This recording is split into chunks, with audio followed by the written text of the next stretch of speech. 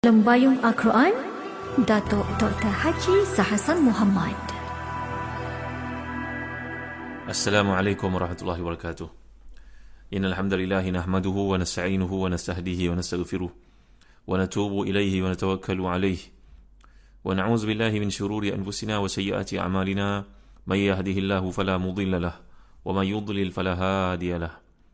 Allahumma salli wa sallim wa barik ala Muhammad wa ala ali Muhammad kama sallaita wa sallamta wa barakta ala Ibrahim wa ala ali Ibrahim fil alamin innaka Hamidum Majid. Amma ba'd. Muslim-muslimat hati dan dikasihi sekalian, kita berada pada ayat 33 dan 34 dari surah Yusuf. Ayo buka tafsir Ibn Kathir pada jilid yang keempat, muka surat 569 570. Iaitu firman Allah SWT, A'udzubillahi minasyaitanir rajim. قال رب السجن أحب إلي مما يدعونني إليه وإلا تصرف عني كيدهن أصب إليهن وأكن من الجاهلين فاستجاب له ربه فصرف عنه كيدهن إنه هو السميع العليم. صدق الله العظيم. Yusuf berkata, wahai Tuhanku, penjara lebih aku sukai daripada memenuhi ajakan mereka kepadaku, dan jika tidak engkau hindarkan daripada tipu daya mereka, tentu aku akan cenderung untuk memenuhi keinginan mereka, dan tentulah aku termasuk di kalangan orang yang bodoh. Maka Tuhannya memperkenankan doa Yusuf, dan Allah menghindarkan Yusuf dari tipu daya mereka. Sungguhnya dialah yang maha mendengar lagi maha mengetahui. Jadi apa yang telah kita lihat sebelum ini, iaitu Zulaikha yang telah pun ditimpa syiraf, iaitu mabuk asmara dengan seorang putera, seorang budak lelaki, seorang yang tarafnya hamba lebih rendah daripadanya dalam konteks status masyarakat pada masa itu, dan dia telah pun menunjukkan kepada suaminya, menimbulkan waham, iaitu perasaan syak sangka pada suaminya bahawa Yusuf yang i'tada alaiha, Yusuf yang cuba untuk menceroboh kehormatan dirinya. Itu telah kita lihat dalam tafsiran yang lalu, dan kita juga telah lihat bagaimana dia tidak menyebutkan secara langsung tentang Nabi Yusuf AS.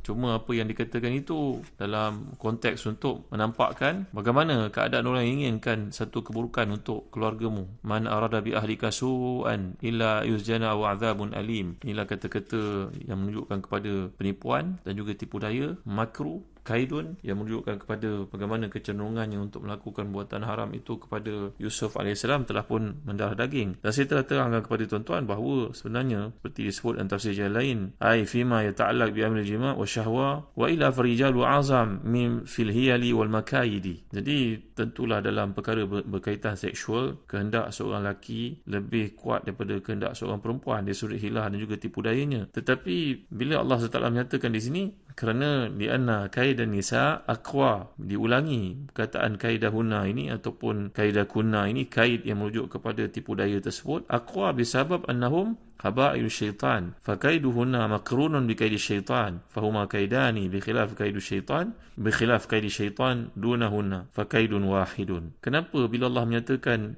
inna kaida syaitani kana dha'ifa, tipu daya syaitan itu lemah, tapi tipu daya seorang perempuan ataupun kaum wanita itu lebih dahsyat? Kerana tipu daya perempuan itu dia disertai dengan tali-tali pengaruh dan juga apa yang terdapat dengan usaha syaitan itu sendiri untuk memperdayakan kaum lelaki. Jadi muslim-muslimat hati dan dikasihi sekalian, kita dapat perhatikan dalam penerangan daripada tafsir-tafsir Quran berkaitan dengan bila Yusuf AS milih untuk masuki penjara kerana mengharap redha Allah SWT, dan kerana penjara itu lebih disukai. Maksud disukai kat sini dari sudut bahasa Arab bukanlah bererti ada pilihan bahawa kedua-duanya. Kalau kita melihat dari sudut bahasa Arab, ini dipanggil sebagai ismut tafdil. Ismut tafdil ni bererti ada pilihan yang mana satu yang disukai oleh, adakah salah satu daripada benda ini iaitu duduk bersama dengan kaum wanita dan terdedahnya kepada melakukan maksiat itu, adakah itu merujuk kepada ismut tafdil? Ismut tafdil ni berarti ada pilihan. Mana yang huna laisa ala babihi min at-tafdil li'annahu lam yuhib ma yad'unahu ilaihi qat. Kalau kita belajar bahasa Arab, ismut tafdil ni berarti ada pilihan, kedua-duanya disukai atau kecenderungan untuk melakukannya. Yang mana awak pilih? Awak pilih pergi ke Amerika ke pergi ke UK? Yang mana awak suka makan? Buah limau ke buah apple? Maknanya kedua-dua kita suka, tapi kita akan pilih yang lebih kita cenderung padanya. Jadi dalam bab bila Allah Taala mengatakan ahabbu ilai, dia tidak makna ismut tafdil, kerana Nabi Yusuf AS tidak suka perbuatan yang dilakukan kepadanya. Selama baginda memendam perasaan untuk melarikan diri ataupun untuk menyelamatkan dirinya. Jadi di sini dalam kaedah yang disebut sebagai akhafud dararain, dalam keadaan memilih manakah yang lebih rendah bahayanya, mana yang kurang bahayanya. Jadi mungkin seperti yang telah kita pelajari bahawa Nabi Allah ini sentiasa berdoa, Allahumma asrif anni kaidahun, ya Allah jauhkan aku terhadap tipu daya mereka. Baik, baginda memilih untuk memasuki penjara kerana mengharap redha Allah SWT, kerana penjara itu lebih baik buatnya, maksudnya lebih mudah, lebih ringan daripada terjatuh dalam jurang kemaksiatan. Bukan berarti benar-benar Nabi Yusuf suka untuk masuk penjara. Dikisahkan bahawa Nabi Yusuf ni ketika berkata penjara lebih aku sukai, maka Allah mewahyukan kepadanya, wahai Yusuf, engkau telah memenjarakan dirimu dengan engkau berkata penjara itu lebih baik bagiku. Andainya engkau berkata keselamatan lebih aku sukai, ini saya aku akan menyelamatkanmu. Ini disebut oleh para ulama tafsir, seperti contohnya tafsir Qurtubi. Jadi dalam doanya Yusuf menghimpun antara pengaruh dorongan sifat kemanusiaan dan sifat ketertarikan kepada perempuan dengan kesungguhan hati yang berdasarkan kepada memohon pertolongan daripada Allah SWT semata-mata. Jadi perkara itu patut menjadi ikutan bagi kita yang baca Al-Quran. Iaitu Yusuf menjelaskan dalam doanya bahawa dia mengikuti keinginan perempuan itu satu kebodohan, akan mengakibatkan celakanya hidup dan terdedahnya kepada kemurkaan Allah SWT. Maksudnya, orang yang melakukan maksiat ini adalah orang yang bodoh sebenarnya. Sebab itu Allah menyatakan dalam Al-Quran, kalau kita perhatikan, innamat tawbatul ladzina ya'maluna su'a bijahalatin. Sungguhnya orang yang melakukan maksiat itu kerana kebodohannya. Bukan kebodohan berarti kebodohan dia bodoh dan ketika lawan kepada pandai. Bukan. Kebodohan tu maknanya ketika imannya lemah. Jadi orang yang dimaksudkan bodoh ni salah satu daripada diartikan dalam tafsir Quran yang merujuk kepada rasa ataupun tertipu dengan kelemahan diri sendiri dan kecenderungan untuk melakukan maksiat itu pada waktu iman berada pada tahap yang lemah. Jadi ini menunjukkan bahawa siapa pun tidak akan dapat mencegah kemaksiatan kepada Allah melainkan dengan pertolongannya juga. Juga menunjukkan buruknya sifat kebodohan dan kehinaan bagi orang yang melakukan maksiat itu. Jadi Allah memakbulkan doa Yusuf ini dan menganugerahkan kasih sayangnya serta meliharanya dari melakukan perzinaan. Semua itu kerana kesabaran dan permohonannya yang tulus kepada Allah SWT dari tipu daya isteri Al-Aziz iaitu Zulaikha. Jadi merupakan kehendak Allah untuk memperkenankan doa orang yang dizalimi, orang yang mohon perlindungan kepadanya dan orang yang menolak kemaksiatan kerana mengharap redha daripadanya. Sekarang Al-Aziz iaitu pemimpin keuangan negara Mesir, menteri ke orang besar bangsawan itu dan dari keluarganya bermesyuarat memutuskan untuk apa tindakan yang wajar diambil terhadap Yusuf AS.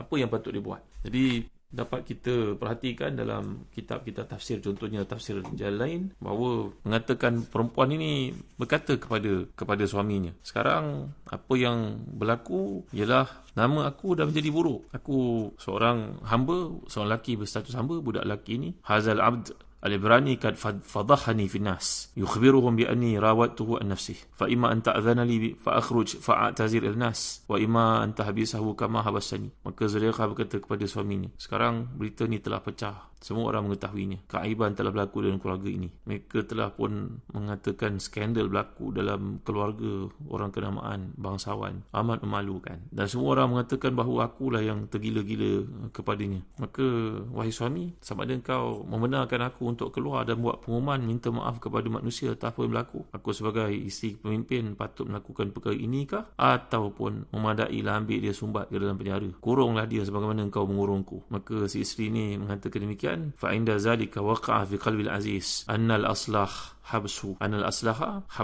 hatta yasqut an al-siyatin nas. Maka yang terakam dalam mindanya dalam mesyuarat berlaku itu adalah mengambil tindakan kepada Yusuf AS. Dengan cara itu saja dapat menggugurkan kes, dapat mengurangkan bicara orang dan gosip serta kabar-kabar angin yang bertiup ganas pada masa itu. Maka nampaknya kat sini Al-Aziz ni mitwa'atan laha, nampaknya dia merupakan seorang lelaki di bawah kawalan isterinya. Inilah yang dikatakan oleh Al-Imam Abi Sa'ud dan juga Al-Imam Al-Fakhur-Razi dalam tafsir masing-masing, bahawa suami nampaknya memilih untuk memenjarakan Yusuf walaupun sebelum itu nampak bebasnya Yusuf dan bahawa beliau tidak melakukan perkara itu yang jahatlah isterinya, tapi sekarang tak ada pilihan, dia kena memenjarakan Yusuf kerana di hadapannya keaiban akan terbuka dan orang akan mula bercerita dengan lebih ganas lagi, dahsyat lagi. Maka sekarang tindakannya adalah mengurangkan bencana itu berlaku terhadap keluarganya. Maka dia ambil tindakan kepada Yusuf untuk menutup cerita itu. Jadi inilah yang berlaku. Fahtalatil mar'atu ba'da zalika bi jami'il hiyali hatta dia telah pun membuat berbagai-bagai hilah lagi untuk memastikan bahawa Yusuf alaihissalam ini yang dikenakan tindakan terhadapnya. Maka kurunglah dia. Seperti yang telah kita bincangkan, dengan cara itu saja dapat menutup keaiban itu dari tersebar. Jadi beginilah yang Allah Ta'ala ceritakan kepada kita.